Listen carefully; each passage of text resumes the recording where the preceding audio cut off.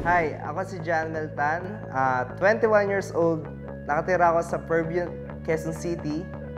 Nag-join ako sa UNO noong October 2009. Bago ako nag-UNO, estudyante ako ng Fatima Valenzuela, isa akong HRM student.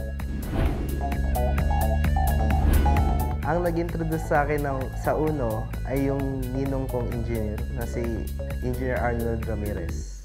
Kinuha niya yung number ko, then doon na nagsimula yung lahat. First impression ko sa UNO ay para siyang pambabaeng negosyo. Nag-join ako ng UNO, then nakita ko sa UNO na maliit lang yung i-invest mo, pero yung kikitain mo, higit pa sa kitaan na malaking business sa labas. Siguro yung buhay ko, kung walang UNO, yung buhay na laging umaasa na lang sa magulang. Kasi sa edad ko ngayon, 21 years old ako, mga edad na ganito, umaasa sa magulang pa. Ang mga nakuha ko sa pag-join ng UNO yung tatlong sasakyan ko, yung Ford Expedition, yung Honda Accord, saka yung Porsche ko. So dito ko rin napagawa yung sariling bahay ko na nakatayo nga sa Fairview, Quezon City kasi dati taga Malabon ako. Na dati naghihirap lang sa maliit na bahay.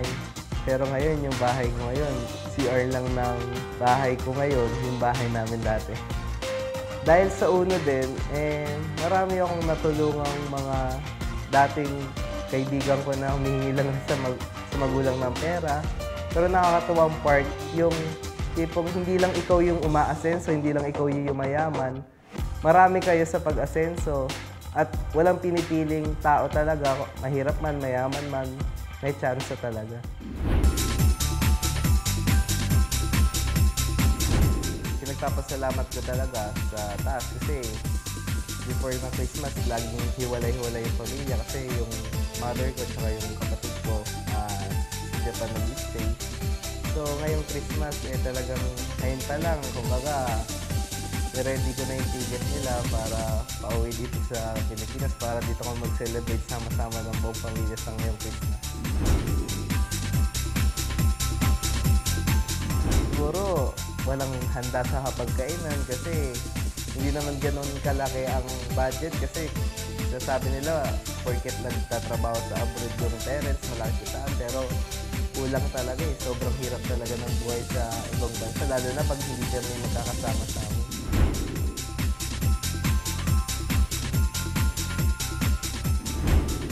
Sa tingin ko ngayong Christmas ay mag-share naman ng blessings sa mga institution ng mga batang mga walang parents, mga batang palaboy-laboy lang. Yung goal ko, yung bigyan sila kahit papano, kahit simpleng regalo lang pero malaking bagay sa kanila. Dito sa UNO, kumikita ka ng malaki, nakakatulong ka pa sa kapwa mo.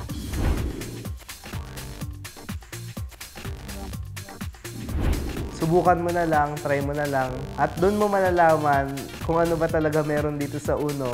Ba't sobrang daming tao, ba't ang sasaya ng tao, ba't lahat kami nabubaliw. Sana mag-expand pa lalo yung mga branches natin nationwide at international na rin.